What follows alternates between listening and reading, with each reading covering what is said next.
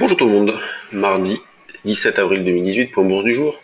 Rebond hier à Wall Street, le Dow Jones a pris 0,87%, le SP500 0,81%, le Nasdaq 0,70%, ce matin le Nikkei a terminé proche de l'équilibre, il a pris 0,03%, le CAC lui tourne toujours autour des 5003, plutôt au-dessus ce matin, donc on a une petite ouverture avec un gap à la hausse ce matin. On continue à travailler principalement à l'achat sur des petits replis, chose qu'on a pu faire hier notamment vers 5295, 5300. Et donc pour aujourd'hui, on va essayer d'acheter le plus proche possible de 5310 pour un achat agressif. On a proposé par exemple 5313.5 sur le trade du jour, dynamique. Et sinon, la zone d'achat se situe sur les plus bas d'hier après-midi, autour des 5295. Et c'est ce qu'on a proposé par exemple sur le trade du jour. Donc un petit point sur le contexte, et puis ensuite un achat à 5296 et un achat un petit peu plus agressif à 5313.5. Sur le DAX, on continue à travailler vendeur sur des rebonds, ce qui marche bien puisqu'il sous-performe toujours, notamment à l'image d'hier, puisque alors que le CAC a terminé la séance pas trop mal, le DAX il a terminé en sous-performance. Ce matin, il ouvre avec une petite hausse. On vend sur des rebonds le plus proche possible de 12 480 comme niveau proche, sinon 12 510. Mais bon, à l'image de ce qui se passe sur le CAC, il n'y a pas de tendance ancrée, de tendance forte, il y a peu d'initiatives de la part des intervenants. Vraiment, les marchés évoluent au gré des tweets, des rumeurs.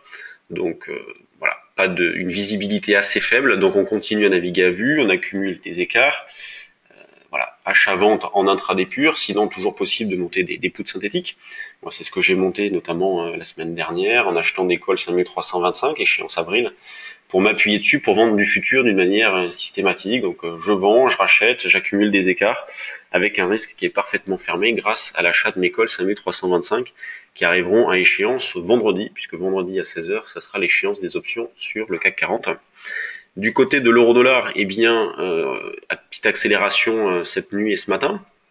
Donc on cherche à acheter sur des retracements, le plus proche possible d'un 23,65 pour commencer, ça serait bien, partant d'un 24,05, ça nous ferait un écartif de retracement, ce qui serait une bonne chose, ça augmenterait le potentiel de gain, donc un 23,65 comme niveau proche, et sinon les plus bas d'hier, donc la zone des 1,23, 25, 30, donc c'est vrai que ça fait un petit peu loin maintenant, donc c'est pour ça qu'on va surtout se concentrer sur le 23,65 en ce début de séance, donc proposition valable jusqu'en début d'après-midi, avec le stop qui reste le même, qui est toujours sous les 1,2160. Quand on regarde du côté des actions et de la spéculation, qu'est-ce que l'on a? On retrouve Cantel, vous voyez, qui reprend encore 1% aujourd'hui, donc on ne l'arrête plus. On a Europlasma, Humanis, Synat Pharma, qui est pas mal. Rallye, donc la maison mère de Casino. Donc d'ailleurs Rallye, un signal d'achat a été fixé. Il pourrait se déclencher au-dessus de cette zone-là, donc au-dessus des 12,70. Donc on peut mettre des petites alertes sur Rallye au-dessus des 12,70. On a Safe Orthopédie qui était déjà hier dans les screeners. On voit qu'il y a eu un volume important hier. On va voir si ça confirme aujourd'hui. Pour l'instant, c'était pas vraiment le cas.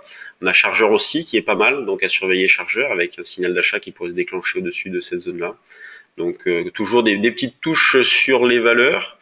Et à la baisse, bon, budget télécom, c'est voilà, Biocinex. Il n'y a pas grand-chose, donc une majorité de valeurs orientées à la hausse avec du volume, ce qui est plutôt pas mauvais pour la suite. Donc un moral qui reste plutôt bon, même si vraiment les initiatives restent modestes. Et on le voit sur le CAC, toujours une grande régularité sur les valeurs, avec la plus forte hausse qui est technique, qui prend 0,84%, la plus forte baisse Vivendi qui perd 0,71%. Donc des marchés qui évoluent vraiment en roue libre au gré de la spéculation, de l'arbitrage, de temps en temps de l'algo quand le marché prend de la vitesse, mais pour l'instant il n'en prend pas et il tourne toujours autour des 5300 points. Et sur le fond, il n'y a aucun changement dans le contexte de marché. Donc hier soir, on a fait notre première partie de la formation action. Donc on a vu les règles du jeu, le fonctionnement du marché des actions.